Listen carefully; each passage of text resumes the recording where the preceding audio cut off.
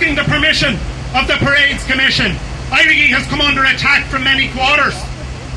Indeed, not only the unionists, but some from within our own communities have criticised our decision. Let us be clear. The British government has created a mindset among our people that we can only protest if we ask them nicely. If we are to take our struggle and rebuild it, we must smash this mindset.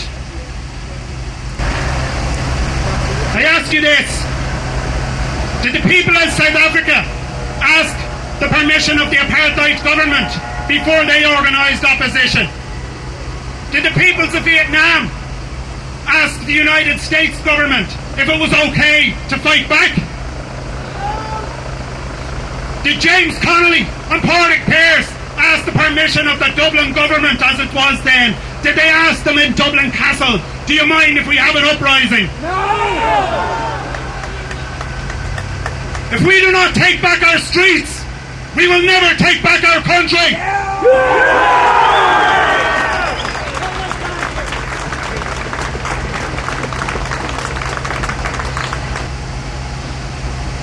As all of you know, over this last 3 to 4 weeks, there have been outrageous claims made about this protest. They've claimed that we are intent on violence, we are intent on troublemaking, that we can't be trusted to walk the streets unless the British government say we have permission to walk the streets. We ask nobody's permission. We decide our tactics. We know there is times to fight, and there is times to stand, there is times to sit down, there is times to march.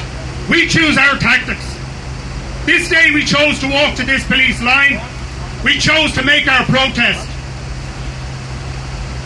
Let them explain that. Let them explain how we the assembled rabble, how it is that we have been dignified, how it is that we have been disciplined. Let them explain that.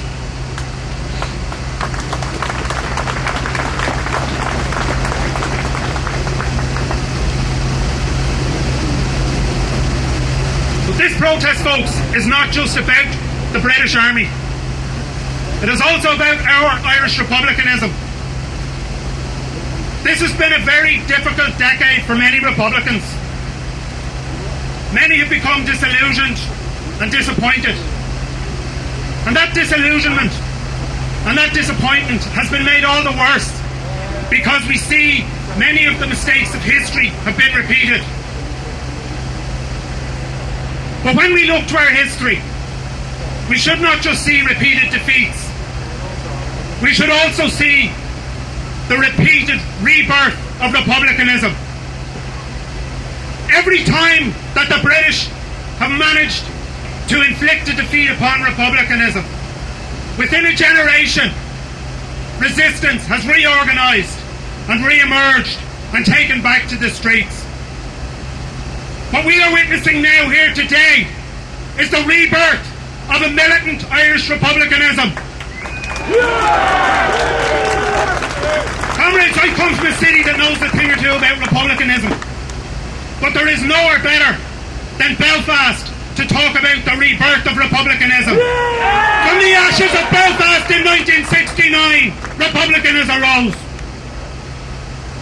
On those mountains in 1791, the United Irishmen met and modern republicanism was born. So when we talk about rebirth, we talk in the right place, in this city. This is where republicanism was born in 1791, and it is reborn today.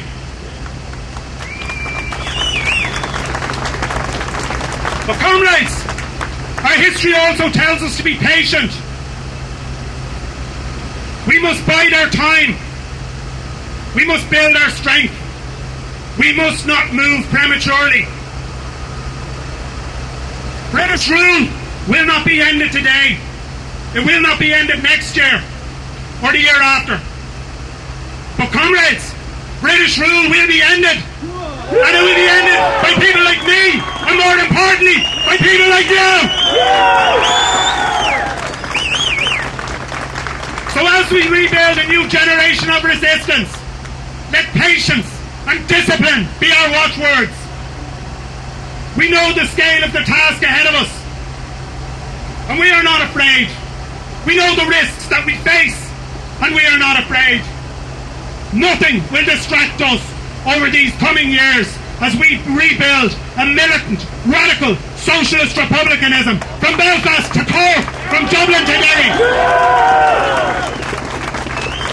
Before I finish, comrades, I want to address a few comments to Britain's paramilitary police who stand behind us.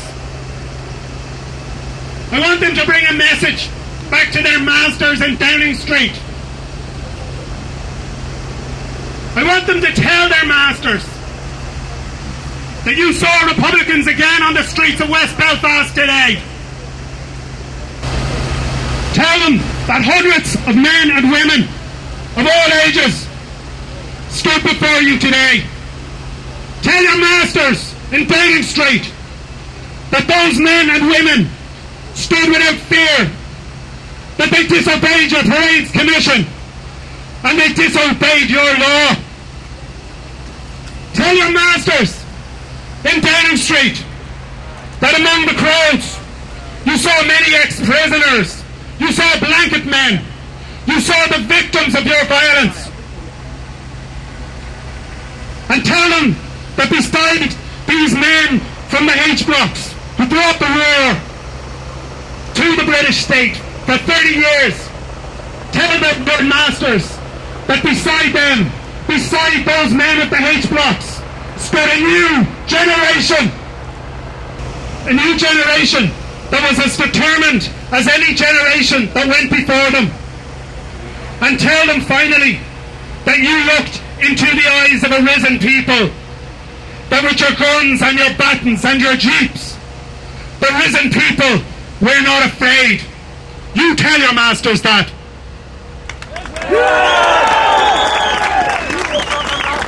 Comrades, today we have won a victory.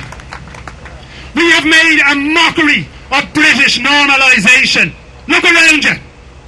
Armoured jeeps, helicopters, thousands of loyalist paramilitaries.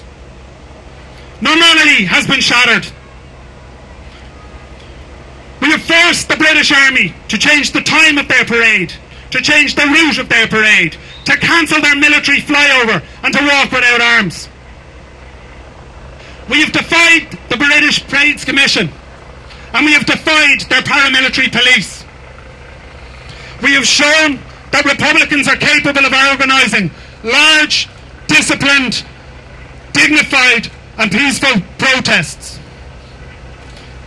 And with comrades here from Dublin, from Donegal, from Mayo, from Cork, from every one of the occupied counties, from Armagh, from Fermanagh, from Tyrone, from Down, Derry and Antrim, we have shown that we are rebuilding Republican resistance across this island. Ahorja, we have won this victory, and every one of you has played a part in this victory. Today we have won. Ahorja, Berigi Bua. Baby asked, but never answered. How long must we wait for the tides to turn? So many loved ones lost, yet so much left to gain. So go to sleep, little Roisin, feel no pain, and dream of being free.